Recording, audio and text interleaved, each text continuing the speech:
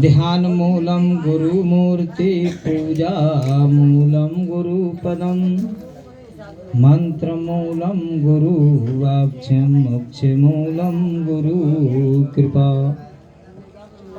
तो वंदनीय गुरुदेव को बार बार कर जोर हर दया करण संशय हरण संत रूप प्रभु तो। मंगल में मंगल करत मंगल रूप कबीर हर ध्यान धरत नासत सकल करम जनत भवती।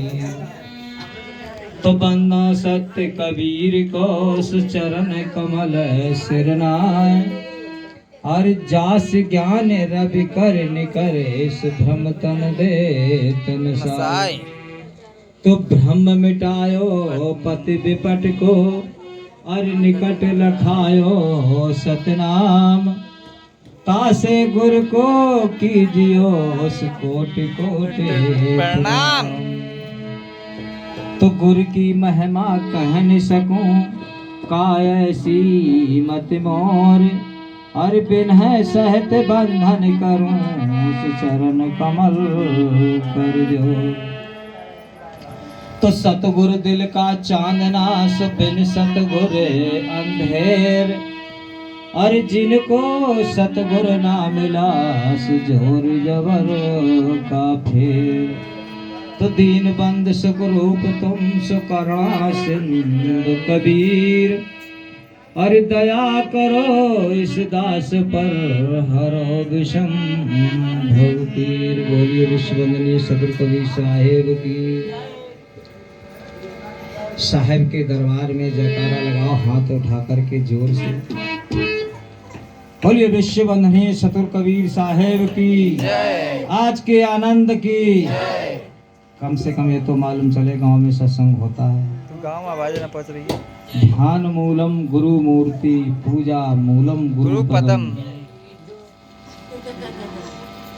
जो अभी अभी कुछ नाम लिया गया है ऐसे ही सभी लोग नाम लेते हैं अपने अपने गुरुजनों से। तो हमें स्मरण करते समय भजन करते समय कहाँ पे ध्यान रखना है क्या करना है इस मंत्र में बताया है कि ध्यान मूलम गुरु मूर्ति पूजा मूलम गुरु पदम। पूजा किसकी होती है? गुरु के चरणों की होती है। ध्यान मूलम गुरु मूर्ति ध्यान किसका होता है? गुरु की मूर्ति का है। ध्यान मूलम गुरु मूर्ति पूजा मूलम गुरु पदम मंत्र मूलम गुरु वाक्यम मोक्ष मूलम गुरु कृपा। गुरु के वचन के मानने अनुसार हम उनके नियमों का पालन करके चलेंगे तो कभी न कभी जीवन में हो सकता है कि गुरु की कृपा हो जाए। क्योंकि कहते हैं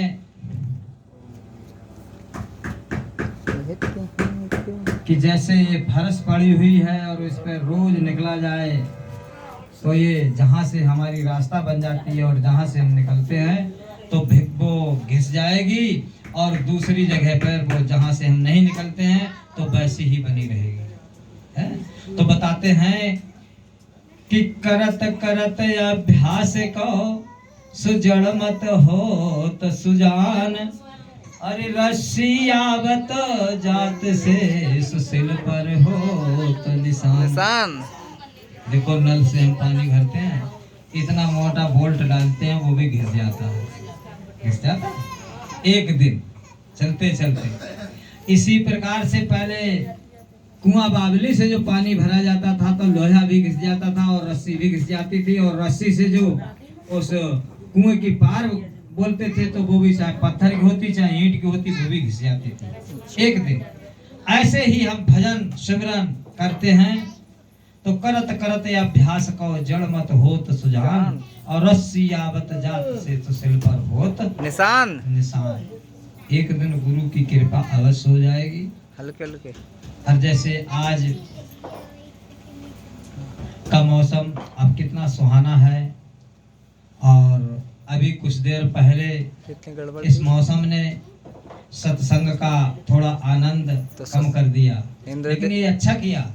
जैसे माना जाए अभी आम का इस समय सीजन फलों है। का अधिक से अधिक जो है मौसम चल रहा है, तो जब छोटे छोटे जो उस पे फल आते हैं तभी हमारे नन्हे मुन्ने बच्चे जो हैं उस पे डंडा चलाने लगते हैं, अच्छा तोड़ने लगते हैं।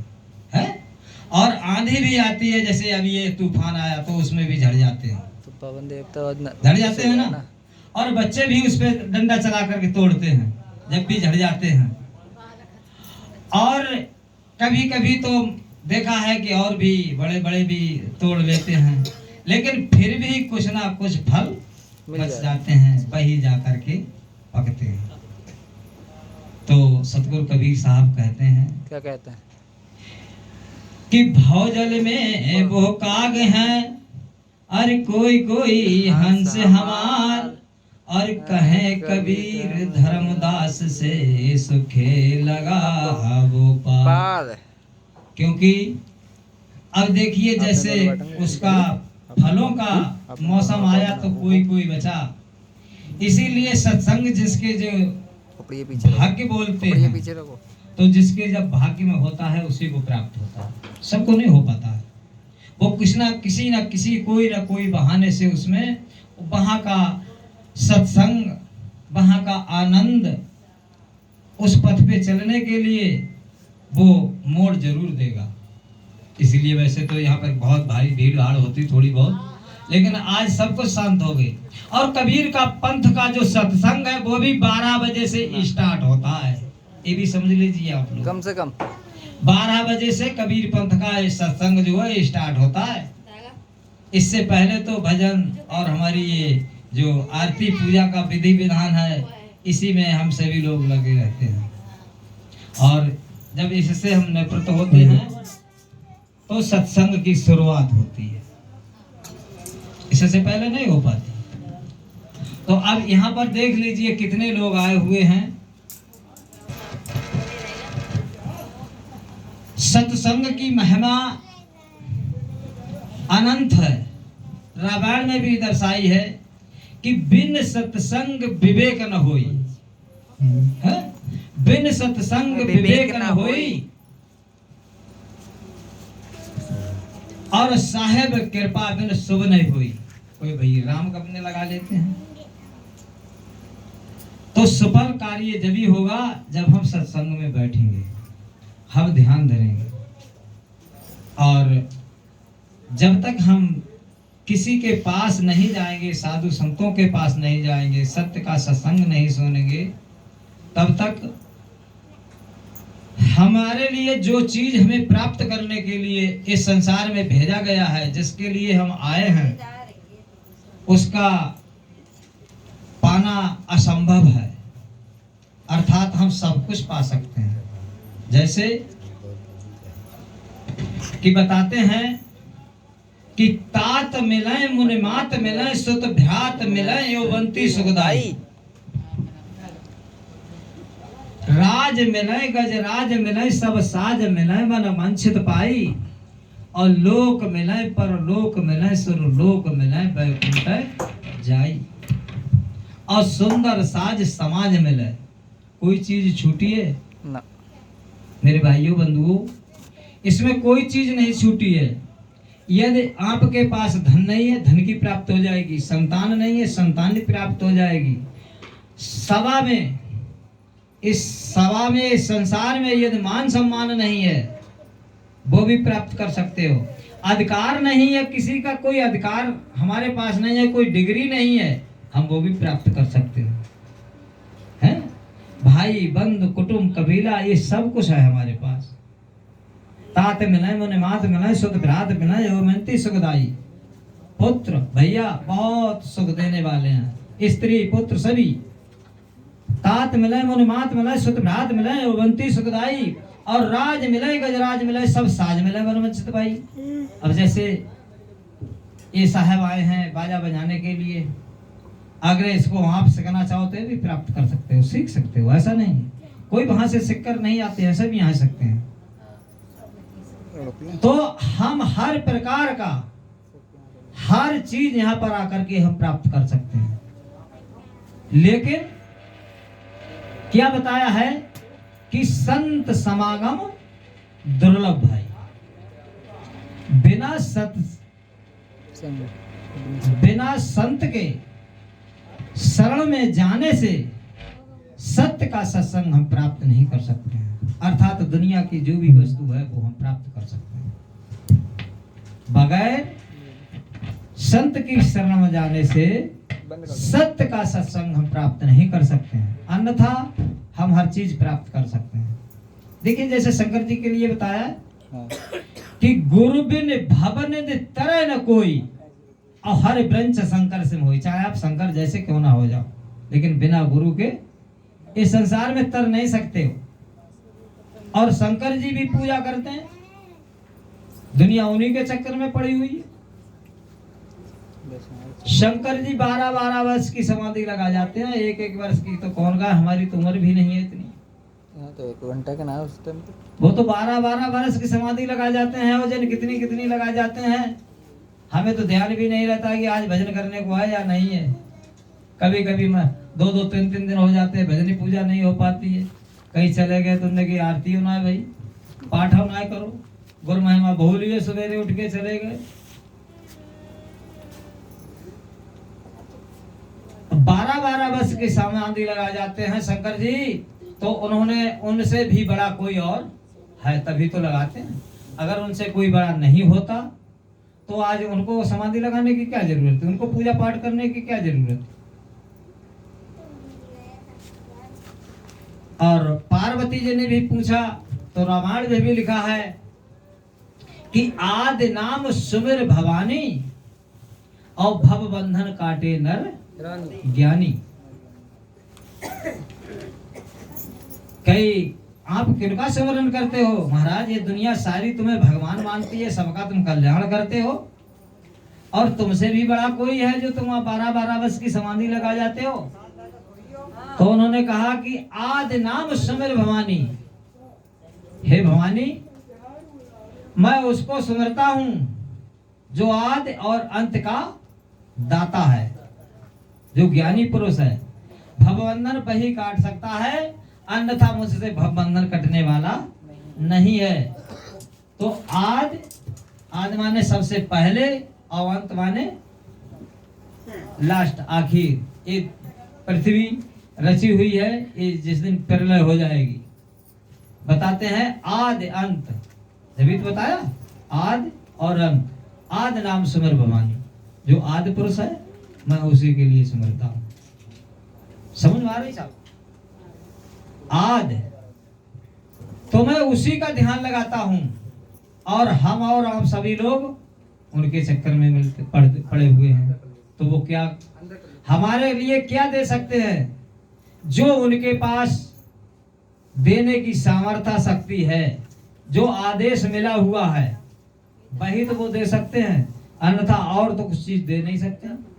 और जैसे हम यहाँ पर विराजमान हैं तो हम भी कोई ऐसे तो नहीं बैठे आकर के, अधिकार मिला हुआ है तो हमारे पास जितना भी अधिकार है उतनी ही चीज हम आपको प्राप्त करा सकते हैं, उससे अलग नहीं। ऐसे ही इस सृष्टि रचयिता में जब शंकर जी आए, ब्रह्मा जी आए, विष्णु जी आए, तो उनके लिए भी इन देवों से कोई और भी बड़ा देव क्या है?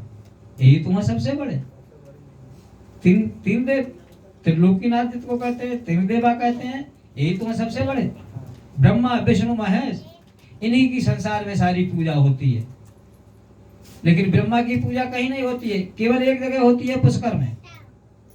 ब्राह्मण लोग यानी पंडित लोग जो भी कथा कीर्तन करने के लिए आएंगे या हवन करेंगे या कोई भी कार्य करेंगे तो ब्रह्मा जी की सबसे पहले पूजा निकालेंगे, सबसे पहले उनका स्मरण करेंगे। और हमें और आपके लिए किसी को उनकी पूजा करने का अधिकार नहीं, केवल पुष्कर में एक जगह होती है। तो इसी प्रकार से जितना जिसको जो अधिकार मिला हुआ है वो उतनी ही सामर्थ्य शक्ति रखता है और वही वो आपको प्राप्त करा सकता है, क्योंकि इनके पास आने जाने का आवागमन भवचक्कर से पार होने के लिए, भवसागर से पार होने के लिए इनके पास सामर्थ्य शक्ति नहीं है, ना आदेश है। आदेश यदि होता तो आज इन संतों को इस गली गली में घूमने की कोई आवश्यकता नहीं होती, क्योंकि घर बैठे पूजा होती। 50 मीटर चल पाओ शंकर की मूर्ति तैयार, रोड पे 1 किलोमीटर ना चल पाओ तो लो मंदिर तैयार, कहीं दुर्गा का, कहीं देवी का, कहीं किसी का, कहीं किसी का, कहीं किसी। तो क्या आवश्यकता थी संतों की? कोई संतों की आवश्यकता नहीं। लेकिन संत समागम दुर्लभ भाई, बिना संत की शरण में जाने से सत्य का सत्संग प्राप्त नहीं हो सकता, अन्यथा दुनिया की हर चीज प्राप्त कर सकते हैं। एक समय की बात है,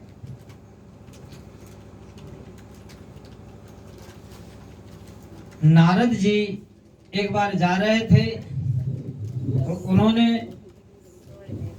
ब्रह्मा जी से पूछा कि बताओ संत के दर्शन से क्या फल मिलता है? तो उन्होंने कहा भाई हमारे पास तो इसका उत्तर है नहीं। तो उन्होंने फिर कही देखो तुम वहां पर चले जाओ।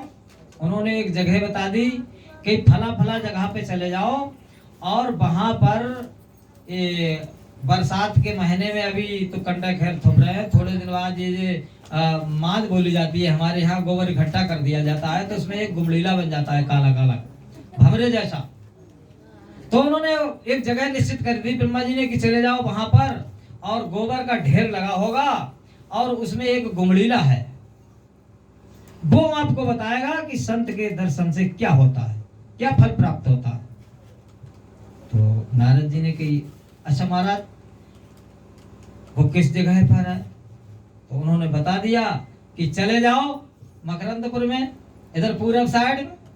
तो वो वहीं आकर के देखा, तो जैसे ही देखा नारद जी आए और नारद जी को देखा उस गुमड़ीला ने दूर से ही, तो उस गुमड़ीला ने अपने प्राण छोड़ दिए।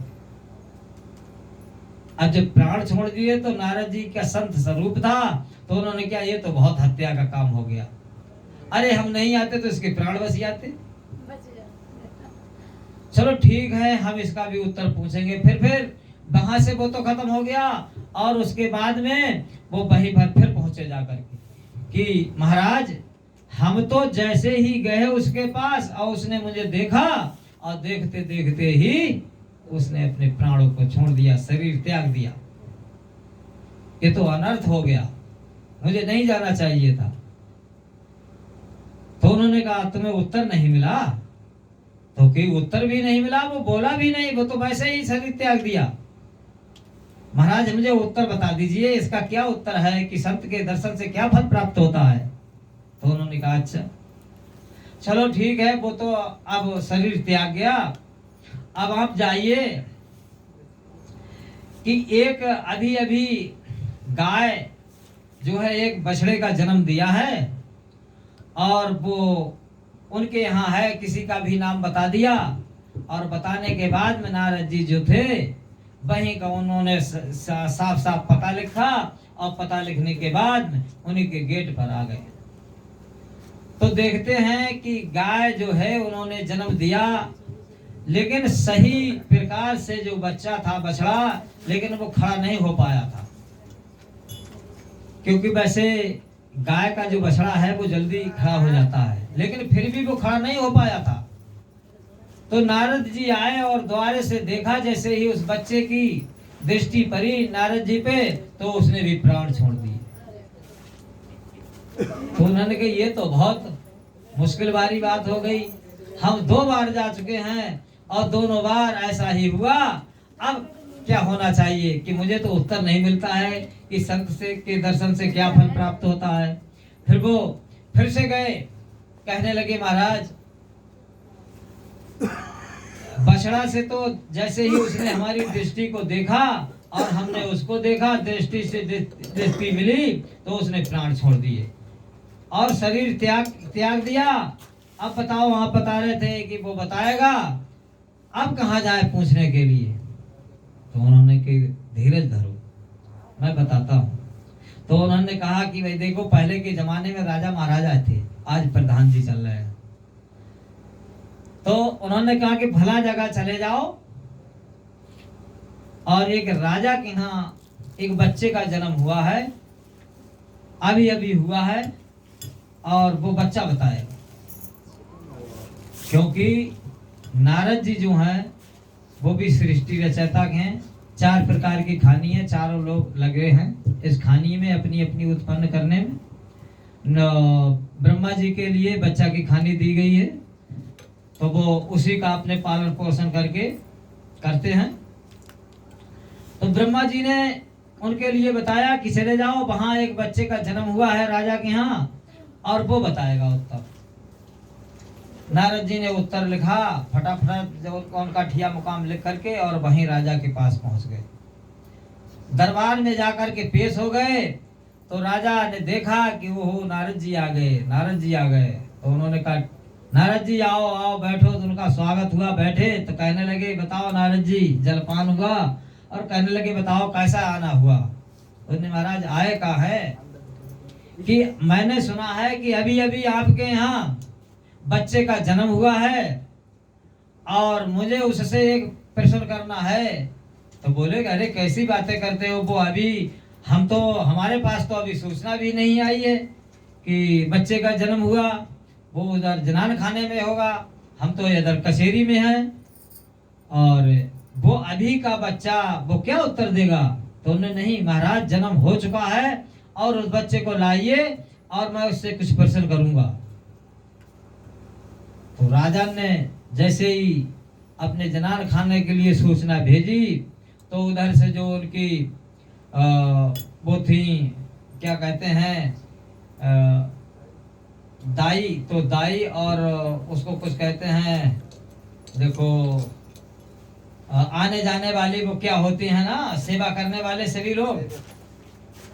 तो वो बच्चा को लेकर के आ गए दरबार में, और बच्चा को ऐसे ही लिटार दिया।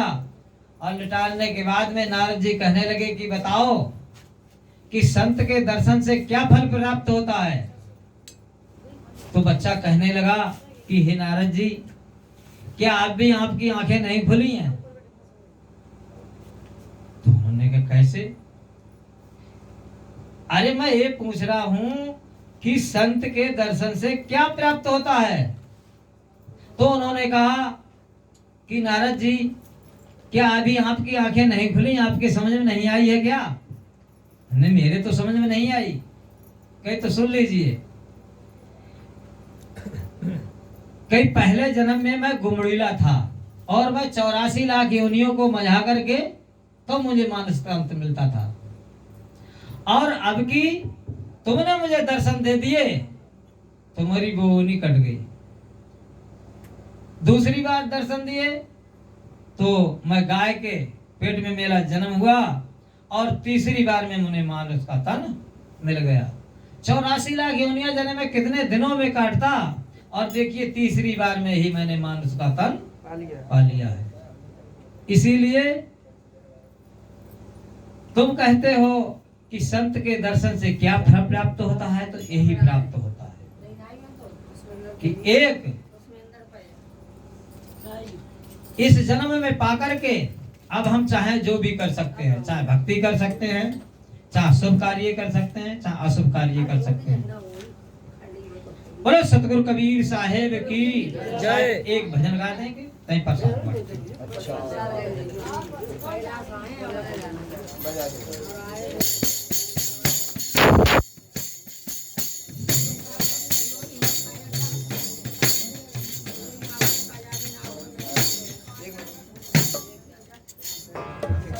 एक समय की बात है,